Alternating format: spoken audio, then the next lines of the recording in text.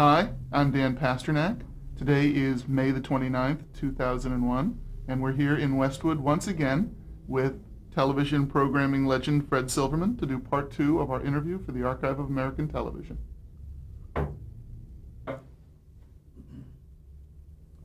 When we last left off, we were talking about some of the programming on ABC during your tenure there.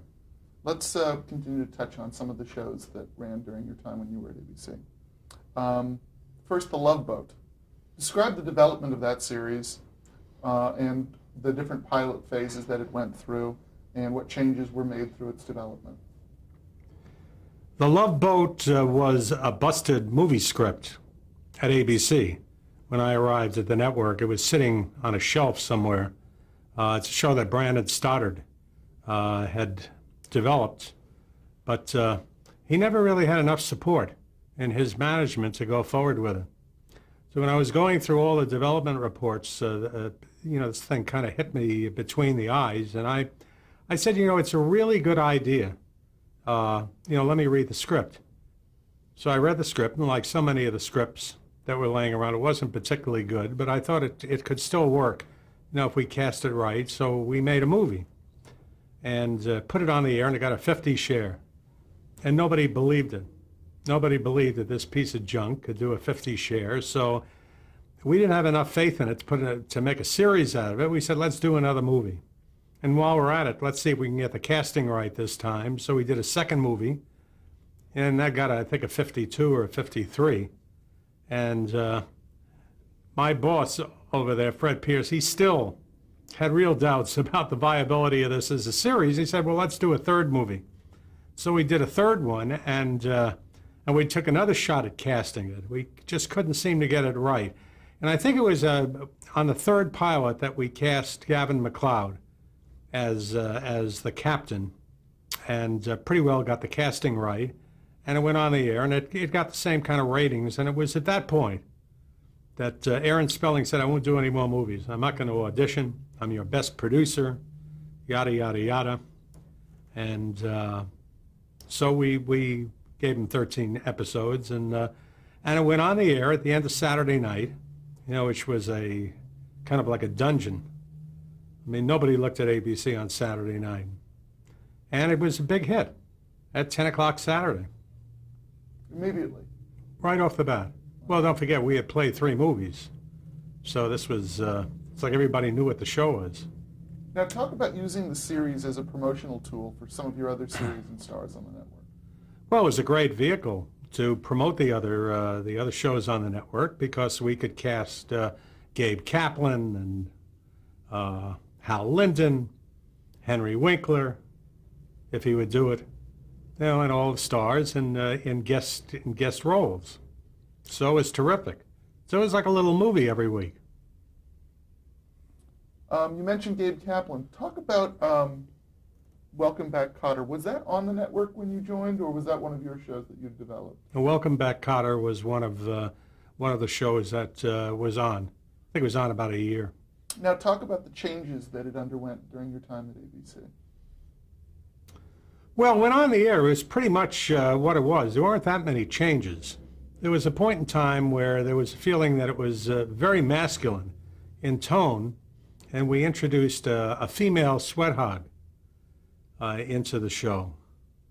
But it really didn't do too much good, because she looked more like a guy than the guys on the show, and talked like a guy, acted like a guy, and it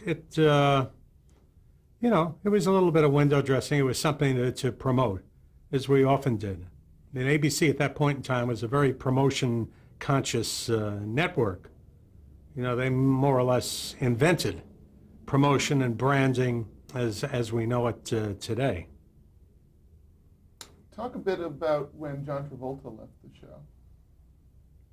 Well, we knew John Travolta was going to leave the show, because shortly after the show went on the air, he did one of those humongous films. I think it was Grease. That was, I believe that was his first film. And it was a matter of time. He actually stayed on a couple of years longer than we thought he would. So, but I think at that point, the show was well enough established that it kind of weathered his leaving it. You know, the audience trailed off a little bit, but people liked the general idea of the show. It's a cute show. So he, you know, like many of the stars on ABC at that point in time, felt that their futures lie elsewhere, you know, mainly in movies. So he wasn't the only one that left. You know, there were several. Farrah Fawcett left, and the list can go on and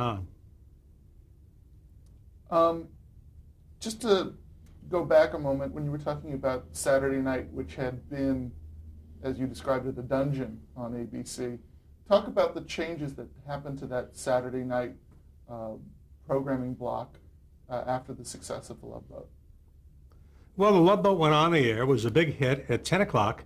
And then we took another old script that was kind of lying on a shelf called Fantasy Island, and figured that it was very compatible to Love Boat. I mean, it was also an hour anthology with guest stars and kind of played into, you know, the fantasies of the public. And so we put that on the air at 10 o'clock and moved Love Boat to 9. So we had a 2-hour block. And it was like a 2-hour movie every week. And it was, this was a 50-share block, which was something that was extraordinary. Because up until that time, you know, CBS really ruled Saturday night, you know, with a very distinguished lineup of comedies, including Mary Tyler Moore and Bob Newhart and Carol Burnett, MASH, and these two shows came out of nowhere and just knocked the bejesus out of them. So it was a really startling turnaround. And of course, the people who resented it the most were the television critics across the country. They hated these shows.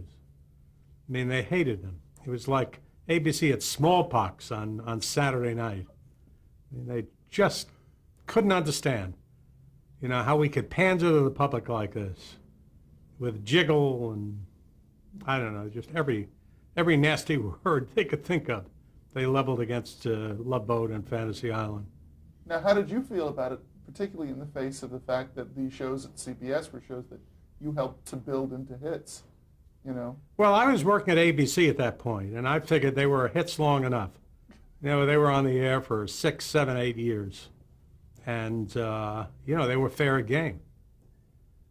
And, you know, since the success of the network affected my bonus and things like that, I mean, I was delighted. Let's talk about some of these producers that you worked so closely with at ABC. Let's start with Aaron Spelling. Oh, Aaron is one of the greatest. I mean, it was a joy to work with Aaron Spelling. You know, he would come in with an idea like SWAT and make it sound like King Lear. By the time he really believed in the shows that he was doing. You know, whether it was Love Boat or SWAT or Family, or he loved television. He genuinely loved what he was doing. And I think it was that enthusiasm and that love for the medium and for his projects that made the shows as effective and as commercial as they were. And I have to hand it to him that, you know, while he was doing Starsky and Hutch, he was also doing Family. So he has a very broad vocabulary and can really very easily go from a Family to a Love Boat to a Starsky and Hutch, you know, which is really quite amazing. And at one point in time, I believe he had 6 or 7 hours of the schedule. You know, at one moment in time, he had Charlie's Angels and Starsky and Hutch, Fantasy Island, Love Boat, Family, and I think that Vegas was right around the corner. I won't dwell on some of the lesser shows. I mean, he did a beauty called San Pedro Beach Bums, you know, which lasted about a minute and a half. Was that for you? Yes, that was. So, you know, we all err, but by and large, he was a great producer. Is a great producer. He's still going, and again, is showing you know, his range. His most successful show right now is a show called Seventh Heaven on the WB, which is a very nice family show. So and it really harks back to Family. Yeah, Yeah, very much Not so. always. But I think that Aaron Spelling was one of the factors, responsible for the enormous success that ABC enjoyed, in the late 70s. Leonard Goldberg. Leonard Goldberg had partnered with Aaron. When I got to ABC, I don't believe that they were partners anymore, but he was a co-exec with Aaron on Charlie's Angels, which had been developed a couple of years before I got there. That was another one of these shows that was kind of sitting on a shelf, waiting to be discovered.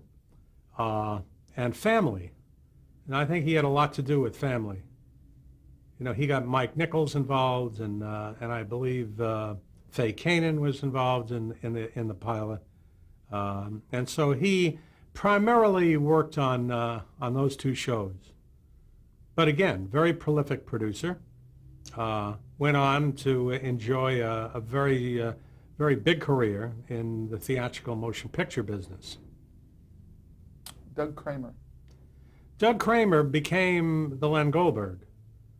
He became Aaron's partner, and was very important in the development of Love Boat and Fantasy Island and some of the later Spelling shows. And they were partnered for several years. I think they were certainly partnered through my tenure at ABC. Harv Bennett. Harv Bennett was a producer that was working at Universal at the time, and he was instrumental in the development of $6 Million Man, which was a show that was developed before I got to ABC. That was actually on the air, when I got there on Sunday night, and was a big hit. And that was his show.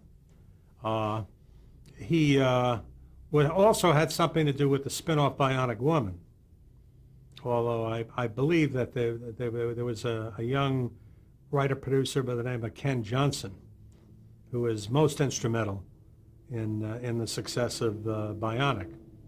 But Harv was an old-line producer and went on to do the Star Trek series, a couple of different Star Trek series, and the Star Trek movies for Paramount. And I'm not sure whether he's still working in the business now, but he's one of those producers that's got a page and a half of credits. Paul Witt.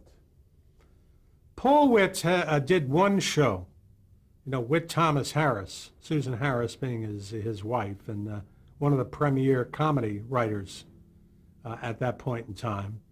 And he did a revolutionary show for us called Soap, which went on the air following Three's Company. And if I thought I had my hands full with Three's Company as a very controversial show, I didn't know, what controversy was until we announced Soap. Because this was a show that was condemned by everybody, the affiliates. It was a very big affiliate, West Group W at that time, and the president, Don McGannon, who criticized the show before he had even seen the pilot, and was condemning it. And it was, I remember the summer of Soap. I think it was the summer of 77, either 76 or 77, and it was the worst summer I've ever had, because the whole summer was involved with whether that show was actually going to get on the air. And to the point of where there were several affiliates that played it at 10:30 at night, and in the Central Time Zone, where it would have played at 8:30, most of the Central Time Zone cleared the show at either 9:30 or 10:30. So it went on the air, became an enormous hit, and in its way was kind of had the effect that All in the Family had in the early 70s, of really pushing the envelope, as they say. Stan Daniels. Stan Daniels was basically, most of my contact with Stan Daniels was at CBS, because he was part of the MTM group that did the Mary Tyler Moore Show. But Stan and a group of producers got together at MTM and decided to leave MTM and start their own company. and came to us, and asked for a series commitment, a blind commitment, to put them in business, which I immediately gave them, because I thought, this is a way to seriously get into the comedy business with a very sophisticated group, a little more sophisticated than Gary Marshall and the people who did Three's Company. And I thought it would be nice if we could kind of raise the level of our comedy a bit. And these were the guys to do it. Stan Daniels, Ed Weinberger, and I forget the other two gentlemen. West Charles? No, that was a different commitment. No. But there were four people, and they were very good. And that blind commitment led to the development of Taxi, which was a very substantial show on ABC and ultimately moved to NBC. Ed Weinberger. Well, Ed Weinberger is basically the same story. I mean, he was part of that group and went on to co-exec Taxi. James Comack. Well, James Comack had done Chico and the Man at NBC, and when I got there, Cotter was already on the air. That was another of his creations. And was a very good producer who kind of ran hot and cold. I mean, he had some very big hits, going back to Courtship of Eddie's Father. And Chico was the #2 show on television until one of the stars committed suicide, Freddie Prinze. And then he did Cotter, which was ran a good 4 or 5 years. And we tried developing a couple of shows with him, and one was worse than the other. There was a show called Mr. T and Tina with Pat Morita, which was about a Japanese chef and this young Anglo woman who worked for him, and that lasted about 3 weeks. Sort of a Chico and the Man kind of dynamic. It was really awful. It was a terrible show. And we did another show called Sugar Time with Barbie Benton and about a girl rock group called Sugar Time, and that was made Mr. T and Tina look like Playhouse 90, and that I think that lasted about 2 weeks. But I prefer to remember Jimmy and his work on Cotter and Chico and Courtship, and he was originally an actor.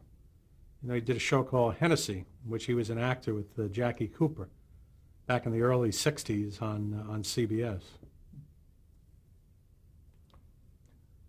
Now let's talk about your decision to launch the fall 77 season 2 weeks early with the miniseries Washington Behind Closed Doors. How was the program useful to you as a promotional tool? Well, it was very useful because we anticipated it was 12 hours. And it basically was the Nixon story.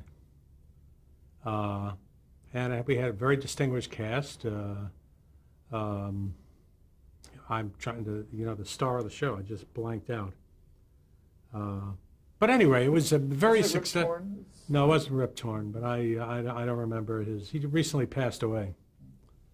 He was married to Lauren Bacall for a while. But anyway, it was very successful. We started it a couple of weeks before the television season for a couple of reasons. Number one, it had a political theme, and I wasn't sure that for 12 hours it would hold up. And by starting it a couple of weeks before the television season officially began, it assured us that we were not going opposite the A-Team across the street, and all the new shows and originals. And so it gave us a competitive edge. And it also gave us an edge because we could use the high ratings, to promote our fall lineup of new series and returning series. And it did very well. I believe it averaged a 37 or a 38 share, which today would be the second coming. In those days, it was compared to a Roots or a Holocaust or some of the other big miniseries. I mean, the numbers were not nearly as strong, but a 38 share was still a very, very good platform to promote the whole season. And so you ran spots promoting your fall schedule throughout the, Oh, yeah. throughout the series. Yeah, I mean, we invented promotion during that period at ABC. So we took advantage of it and got off to a very strong start. By the way, I was just handed a note that Jason Robards. Jason is the Robards, actor, right. Now, another show that was developed at ABC during your time was the special Andy's Funhouse with Andy Kaufman. Talk a bit about that show, what the format of it was, and why it was never broadcast. Well, it was a pilot or a special, but you know, I don't remember that much about it. I only remember that it was kind of off the wall, and you know, we just kind of wrote it off to experimentation. But for any number of reasons, which I don't recall, because it was over 25 years ago, you know, we just opted not to play it. Now let's talk a bit about the anti-violence crusades of the late 70s and how that affected series programming. I mean, were there shows that you developed that were later dropped because of their violent content at that time? Well, there were shows like SWAT that were right on the bubble at that point that ultimately got canceled because they were just too tough. But we didn't have that problem at ABC because if you looked at our schedule, there were very few shows that fit in that category. There were a handful of shows. You know, Beretta was one, Starsky and Hutch was one, but all the rest of the shows were, you know, they were our family shows. They were fantasy shows like $6 Million Man and Bionic Woman. You know, they were our comedies. So we didn't have very many shows. So it was not our problem. I think it was much more a problem at NBC and CBS. What were some of the shows that you think were most affected at that time? Back, well, as I say, SWAT was certainly one show that got canceled right before I joined ABC. And there were some shows that I frankly don't remember. They weren't all that memorable.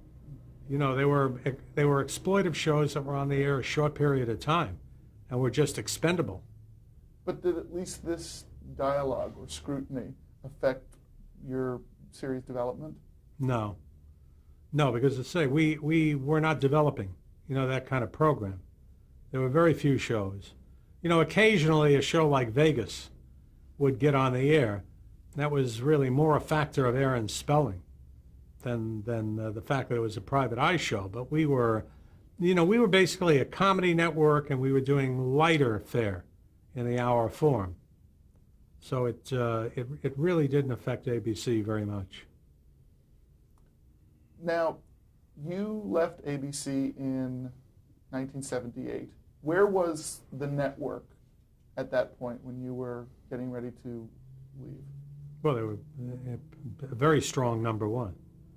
You know, they had, I believe, a 21 rating in prime time. You know, and if you look at what the networks are doing now, they're 8 and change. So, you know, our rating was almost 3 times the Holmes rating of you know, of what a network would be doing now. And the 18 to 49 numbers were almost mirrored the home numbers. They were that strong. I mean, they were just unbelievable. Because we were the first network, you know, to actively go after the 18 to 49 audience group. And that's not something that ABC started in the mid-70s. You know, going back as far as the late 50s. You know, that was their target audience. You know, then they called them the Get Age group, the 18 to 49s. But they were, you know, big family, you know, younger, big buying power. So what do you think it was that you brought to the network that made your time there so successful? More than anything, a sense of showmanship.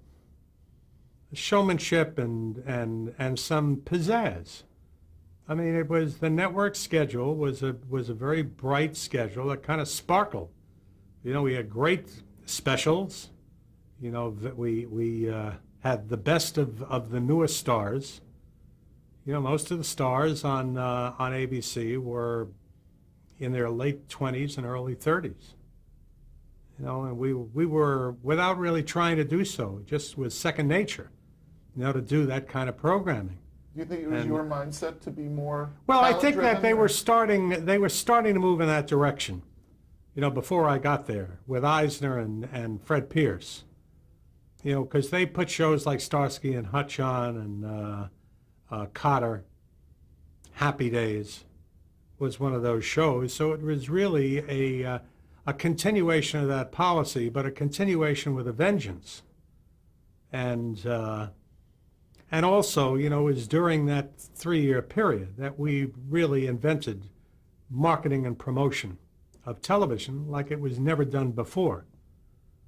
I know it's hard to believe that before that period in time, there were no videotape promotional spots anywhere, that the networks used an announcer on a slide to promote programs in little 5 and 10-second bursts.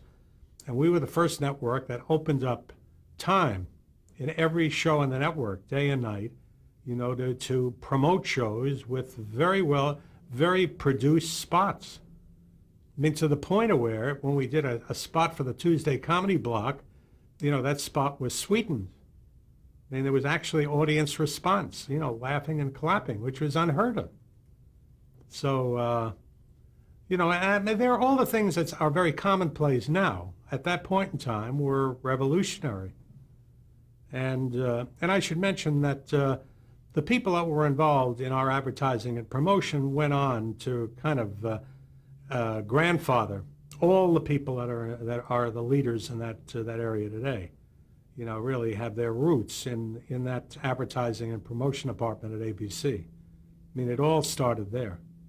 Who was running advertising and promotion for you? I don't even remember the man's name, but I know that there was a man by the name of Harry Marks, who was doing the air promotion. And I think Sullivan, there was his associate, I think his name is Neil Sullivan, but they were responsible for what we did on the air, which was, really extraordinary. Then Harry Marks went into business for himself, and he brought along a whole bunch of people. And they kind of were seated across all the networks. And I liken it very much to what happened at MTM, with producers, where they started off with Brooks and Burns. And they begat the people that did Bob Newhart, and before you know it, there were, people that started in MTM at that time that went on to produce shows like Cheers and Frasier. All right, are we coming to the end of the tape? Okay. Why don't we cut now?